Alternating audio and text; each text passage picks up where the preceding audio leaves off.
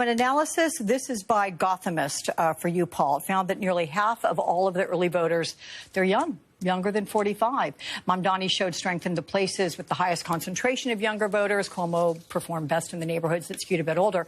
Is it fair to say that the sheer number of young voters who turned out for this election and their enthusiasm is what was the driving force behind Mamdani's success? Yes. Okay. And his popularity among people on the left who came out disproportionately for the Democratic primary. Only about 1/3 of Democratic voters came out to vote in this primary election. So the people who came out were motivated. They were young.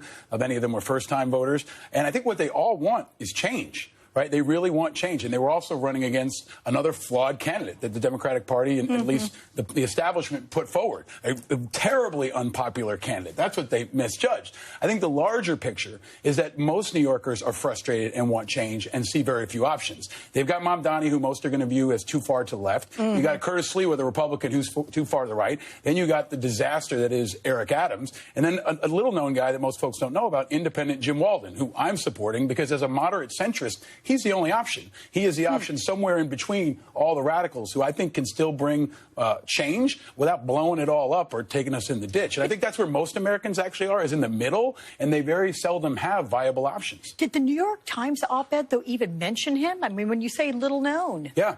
No, I mean, that's the problem. Yeah. I support independent candidates all across the country, and many of them are little known. Many of them are facing the obstacles. They don't have the big party establishment. But it's where the plurality of America is right now. What's true is the Democratic and Republican Party brands are both going down, and they continue to go down, and most Americans want none of the above. So the independents who can step into that gap, like Dan Osborne did in Nebraska as an example, are really going to catch fire, especially if they're charismatic and they can put together some money. On that. Right. He's incredibly charismatic. I mean, and he's dynamic, and he's kind of a rock star. Well-spoken, right? all of it. But he's also selling free, which is very easy to sell to young people and easy to sell to the left of the party. And I think what's happening here, too, is an identity crisis in the Democratic Party. So are they going to be Bernie Sanders and Mamdani and AOC, or are they going to be moderates like this guy and Mikey Sherrill and other people who I think are going to have much broader appeal statewide and on the national level? So, yeah, I think the Republicans are celebrating a bit because they can cast him in that role. And he's also got issues on Israel. How are you going to pay for these things? So this is a high point for him. But for the first time in a long time, the general election in New York is going to matter. Usually it's done by now. Yeah. But this general election is going to matter. It's going to be the biggest race in the country this year. I mean, think about it. If we have on the independent line, if we have both Eric Adams and Andrew Cuomo. Yeah, but neither one of them are real independents. And there's an insight there, too. They're drafting off the popularity. They know that's a brand that resonates with moderates, and more people are declaring their independence from both parties. And in my view, Jim Walden's the only real independent. He's been independent for decades. He didn't just change his jersey because it's politically convenient. And I think voters are going to start to understand that over the next couple of months. But what happens, given all these huge promises? What happens if, let's say, Mamdani wins and he can't deliver on these promises? Then you got Chicago. Meaning? Yeah, I mean, there's been a problem with their ability to execute on these big dreams. And here's the bigger question. We're talking about affordability. Here's the other thing everybody in New York cares about: safety. They care about crime. They care about safety. Yeah. And there are deep concerns about whether or not Mamdani can execute against safety for all. And in particular, folks who support Israel and the Jewish community have very deep concerns about his ability to protect them as well. So he's got to have to face that head on and show he can be strong and manage a city that is constantly under threat. That image really, really works well and worked well. This was 1 million people that voted. A lot more people are going to vote in the general election. So this is definitely an insight. Well, it was hot. I mean, let's think about the weather. A lot of older folks didn't want to go out. And those folks would have gone to Cuomo. They would have gone to other people. So I think this is a really important thing to pull apart. But there are many pieces here. And I think the real exercise is going to be now the general election. We'll find out if Cuomo stays in or not. And turnout, I think, will be high across all partisan lines. And that's going to determine this. You guys have mentioned how safety, crime, security for New Yorkers, I mean, these are major issues. And yet, Zoran, he's had to fight the defund the police that he used to call for. Has he successfully buried the questions that he carries around that? First of all, is he the gift that Republicans are saying that he is? For Donald Trump, absolutely. I mean, well, for Truth Social, yeah, sure, he's someone to smash on and stereotype and exaggerate as a caricature.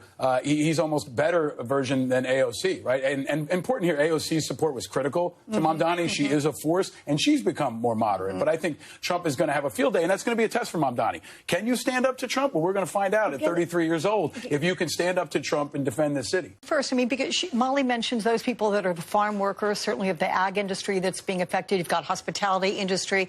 Going to a restaurant even. I mean, you may not have people being able to clear your place, move so quickly, the food being served. The people aren't going to like that. The majority of Americans are against this because the majority of Americans know this is un-American. To rip people off the streets with masked gun guys. We don't even know who they are. They don't identify themselves. They're hiding their faces. They have the bandanas. And you're now arresting the parents of veterans, right, which are extremely popular. We're both veterans. That's another guardrail they hit. And this also, ticks off libertarians. This ticks off moderate people. They know it's too much. It's way over the line. And Trump does go too far. And he is heavy-handed. And this is a great example of how all politics are local. Yeah, it sounds good on TV if it's only on Fox. But when you start arresting people that I know in my community, I don't like it. It's similar to the Doge layoffs, right? That sounded good. But once you start firing my family members, I don't like it. So I think this is another example where he's gone too far. It's really important that the moderate middle stands up here and says not only is it wrong, but it's un-American. And Republicans are starting to break ranks, too. He knows that this doesn't play well on TV either. That's the other part. This doesn't look good. Theo Vaughn is right. I hate to say it, right? Joe Rogan is right. This is a bad TV movie, and it doesn't make him or America look good. And all Americans know that. You bring up the incident about the father of the 3 Marines, a gardener outside of an IHOP, doing his job. The way he was slammed to the ground, he's not doing well in custody, and his Marine son, one of the 3 Marine sons that he has, is having to plead for his father.